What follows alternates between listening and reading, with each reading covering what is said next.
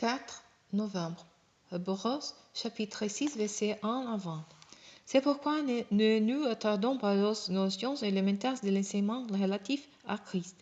Tenons-nous plutôt vers ce qui correspond au stade de doute, c'est nous remettre à poser les fondements, c'est-à-dire l'abandon des actes qui mènent à l'amour et la foi en Dieu, l'enseignement sur les différents baptêmes, l'imposition des mains, la résurrection et le jugement éternel. Nous allons donc nous occuper de ce qui correspond au stade de doute, si Dieu le permet.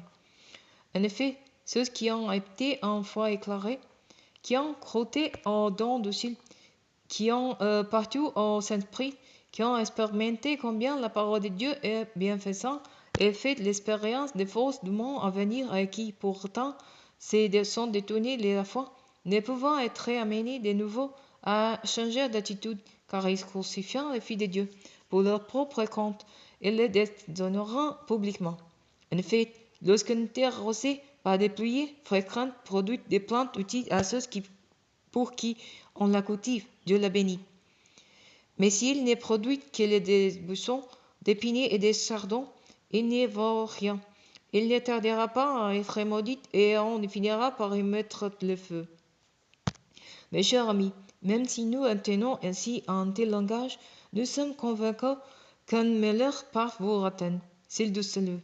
Que Dieu n'est pas injuste au point d'oublier l'activité que vous avez déployée par amour pour lui, dans le service que vous avez rendu et que vous rendez encore à ceux qui font partie du peuple saint.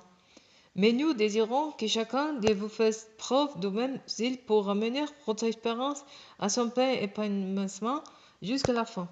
Ainsi, vous ne vous relâcherez pas, mais vous imiterez ceux qui, par leur foi et leur patience, reçoivent l'héritage promis. Lorsque Dieu fit sa promesse à Abraham, il prêtait serment par lui-même, car il ne pouvait pas jurer par un plus grand que lui. Il déclara, et sûrement, je te comblerai des bénédictions et je multiplierai ta descendance. Abraham attendit patiemment, et c'est ainsi qu'il vit se réaliser ce que Dieu lui avait promis. En effet, les hommes prêtant serment par un plus grand cause. Les serments leur servent de garantie pour mettre fin à toute contestation. De même, voulant donner aux héritiers de ce qu'il avait promis une preuve plus forte encore du caractère irrévocable de sa décision, Dieu garantit sa promesse par un serment. Ainsi, il nous a mis en présence de deux actes irrévocables, dans lesquels il est impossible que Dieu mente. Ces actes constituant un puissant encouragement pour nous qui avons cherché refuge en cessant fermement l'espérance qui nous est proposée. Cette espérance est pour nous comme l'encre de notre vie sûre et solide.